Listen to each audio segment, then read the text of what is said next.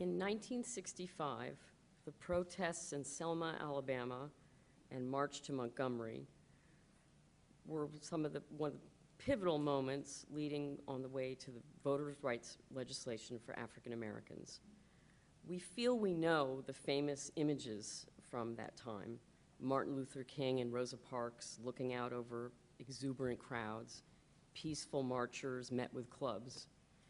But there was a whole other story going on too, which Elizabeth Partridge brilliantly captures here in words and pictures. That was the story of the dramatic role that teenagers and children were playing throughout the events. In Marching for Freedom, we see how these young people faced down billy clubs and jail time for their convictions, but also on a pragmatic level in place of their parents, in the thinking that that way mom or dad wouldn't lose their livelihoods, wouldn't lose their jobs because their kids were filling the jails. It was a crucial role that these young people were playing. This book provides an inspiring example to young readers today of what it means to stand up for your beliefs and have the actual possibility of changing history. Also helping tell the story, of course, in this book are unbelievable photographs, which you could look at again and again, including notably for me the cover portrait of these two young men who were high school students in Selma, whose expressions just draw us with their resoluteness of purpose. They draw us in, and the book rewards us. I'm delighted to present the 2010 Boston Globe Hornbook Award for Nonfiction to Marching for Freedom, Walk Together Children and Don't You Grow Weary, published by Viking, edited by Catherine Frank, written by Elizabeth Partridge.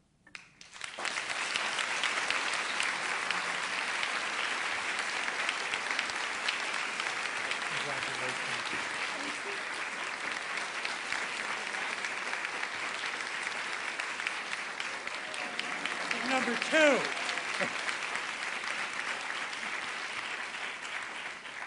That's the closest I'll ever get to hefting a sports trophy. I want to thank the members of the Boston Globe Hornbook Committee, Julie Just, Gregory McGuire, and Martha Paravano. I am incredibly, deeply honored in a year of the most amazing nonfiction to be given this award. And as everybody here knows, no book springs into being like Dionysus popping out of the thigh of Zeus. I work with the most amazing people at Viking. My editor, Catherine Frank, publisher, Regina Hayes, copy editor, Janet Pascal, who's extraordinary, and designer, Jim Hoover, all of them totally extraordinary. My thanks to all of you. They're my posse sitting right there. As well as the dedicated people who worked on the book once it was firmly stuck between two covers. And I want to give huge thanks to my agent, Ken Wright, truly my wingman. Several years ago, I was browsing around online and I bumped into photographs of the 1965 Selma to Montgomery Civil Rights March by photographer Matt Herron. I wanted them. This is what I call photo lust, and I get it really bad. I immediately emailed Matt to ask if he wanted to do a book with me, after warning him, of course, that in children's books, there's not a lot of money. These are really love projects. And fortunately, he was enthusiastic about the idea and turned out to live about a half an hour away from me. So he invited me to come over and browse through his archive. And this, in Matt's case, his photo archive was a dusty room crammed full of filing cabinets that I was allowed to just make my way through. This was not one of those white gloves, quiet type places, which was wonderful. In fact, the second time I was there, he went out to do some errands with his wife and left me alone with all his photographs. I also found the work of John Phillips in Toronto. He's another of these scratchy, cranky, delightful, dedicated civil rights photographers. So since he was so far away, what he ended up doing was scanning in all his proof sheets for me to choose from. As I looked through all the photographs, and I found other ones also, I realized there were lots of kids and young adults involved in these protests, which at first puzzled me. Then I read a couple archived articles, one in the New York Times and another in the New Yorker, where the reporters had interviewed and quoted kids by name. Well, this is like a lightning strike for somebody who loves primary source materials, which I do, as much as I love photographs. I realized I could probably find a few of these kids and interview them.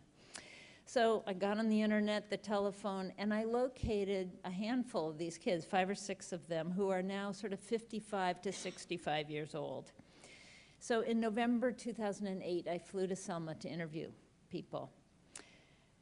They remembered the events with absolutely crystal clarity. Their stories were terrifying and inspiring. They were too young to vote, but they had had the courage to stand up for what they believed in, for what they knew was right, despite being humiliated, beaten, and repeatedly jailed. One of the people I interviewed, Bobby Simmons, for those of you that know the cover, he's the young man with "vote" written across his forehead. He was 17 at the time. He was among the first group of marchers to cross the Edmund Pettus Bridge on what became known as Bloody Sunday. State troopers attacked with tear gas and billy clubs. Bobby told me how he ran forward and dodged through the troopers and was caught in a cloud of tear gas in front of several small businesses. Quote, "People were laying out, bleeding, coughing, crying," he said. "We were pure defenseless." That's just one of the most eloquent descriptive phrases in the world, pure defenseless. By chance, my visit to Selma included election night, where we had no idea how the election was going to turn out? After dark, I joined a memorial candlelight vigil walking across the Edmund Pettus Bridge. There was just the shushing sound of our feet, and far below us, the murmuring of water. Handheld cameras bobbed gently in the darkness. We walked to the site where the troopers had attacked at the far side of the bridge. 96-year-old Amelia Boynton, who'd been badly beaten there, moved to the center of the crowd. Her voice was soft, and as she spoke, we all drew in closer and closer to hear her. It was very hushed and reverential. All around me, the faces were glowing in the candlelight as we held our little candles. Suddenly, someone called out, "Obama's taken Pennsylvania!" And then we knew he would be our next president. People burst out, cheering, yelling, and crying. As I finished my research and worked on rough drafts, Obama became president. I was so excited. I thought, wow, civil rights are going to really be moved forward again as they need to be. But what I, like so many others, didn't anticipate was the just counter slam that came in like a tidal wave. By the time Marching for Freedom came out, it was apparent that a frightening backlash had been galvanized by having an African-American president. Since his election, there has been a steady increase in hate crimes, and memberships in hate groups are now at record levels. While Marching for Freedom is clearly a book about civil rights, it's fundamentally about democracy, with the cornerstone of the right to vote. And in our robust, paradoxically fragile, perpetually challenged democracy, we need to look out for one another and protect those who are vulnerable. In the strange ways of the world, I am now Facebook friends with one of the marchers, Linda Lowry.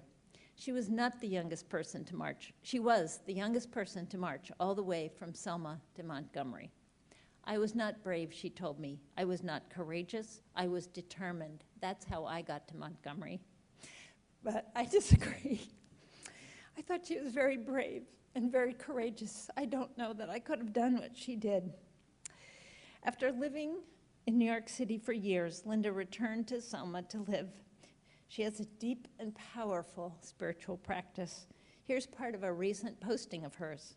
Quote, Romans 13:12 says, "The night is far spent, the day is at hand. Let us therefore cast off the works of darkness and let us put on the armor of light." Linda's armor of light is faith, love, and prayer. The armor of light is how the young people in Selma stood up to the brute force and unjust laws and cultural expectations and changed our democracy. The armor of light was all they had. This is a tough, tough world. How do we keep our hearts from breaking in a way we fear we can never mend? How do we acknowledge the terrifying darkness in the world and yet not give in to despair and grief?